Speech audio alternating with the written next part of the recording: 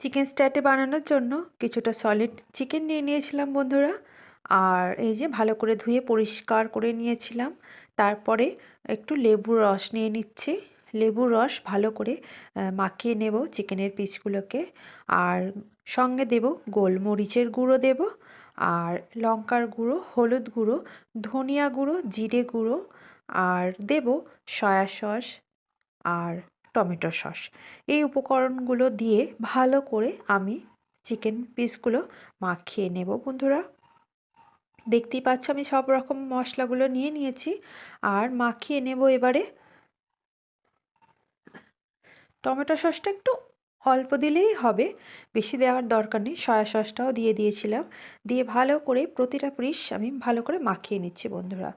তারপরে আদা রসুনের পেস্ট নিয়ে নিয়েছিলাম কিছুটা, আদা রসুনের পেস্টটা ভালো করে মাখিয়ে নিচ্ছি। তো এগুলো মাখিয়ে নিয়ে 1 ঘন্টার মতো রেস্টে রাখতে হবে। তো বাড়িতেই আমি বানিয়ে ফেলেছিলাম। তো ভালো করে মাখিয়ে নিয়ে আর 1 ঘন্টার মতো আমি রেস্টে দিয়ে দিয়েছিলাম।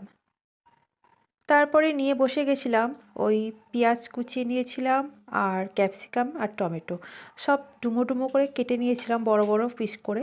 আর চিকেনটাও 1 ঘন্টা পর নিয়ে বসে গেছি। এবারে কাঠির মধ্যে আমি সুন্দরভাবে সাজিয়ে নেব।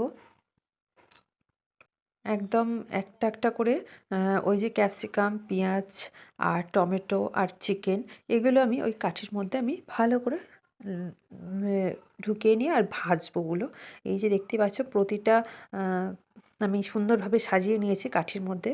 আর এখনও বাকি আছে, কাজ চলছে। আমি তো প্রতিটা পিস ওইভাবে আমি সাজিয়ে নিচ্ছি। আর একটু গোলমরিচের গুঁড়ো, কর্নফ্লাওয়ার আর ময়দা আর লবণ পরিমাণ মতো, এটা বাটার হবে, এটার জন্য আমি বাটার করেছি। আর এখানে তো প্রতিটা পিস সব সাজানো হয়ে গেছে, সুন্দর করে সব সাজিয়ে নিয়েছি। আর এখানে বাটারটা গুলে নিয়েছিলাম একটু জল দিয়ে আর লবণ দিয়ে ভালো করে গুলে নিয়েছিলাম। কড়ার মধ্যে তেল দিয়ে দিয়েছিলাম বন্ধুরা, আর সাদা তেল দিয়ে দিয়েছিলাম। কড়াই তেলটা গরম হয়ে যেতে আর ওই বাটারটার মধ্যে এই যে এইভাবে আমি ওই মাংসের পিসটা দিয়ে দিলাম। এই যে এবারে ভালো করে লাল লাল করে ভেজে নেব।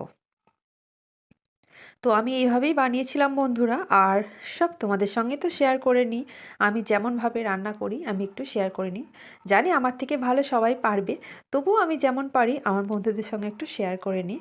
জানি না কেমন হয়েছে, তবে খেতে বেশ ভালো হয়েছিল। আমরা খেয়েছিলাম, বেশ ভালোই লেগেছিল খেতে, বেশ ভালোই লেগেছিল। আর আমার ছেলে তো এইরকম খাবার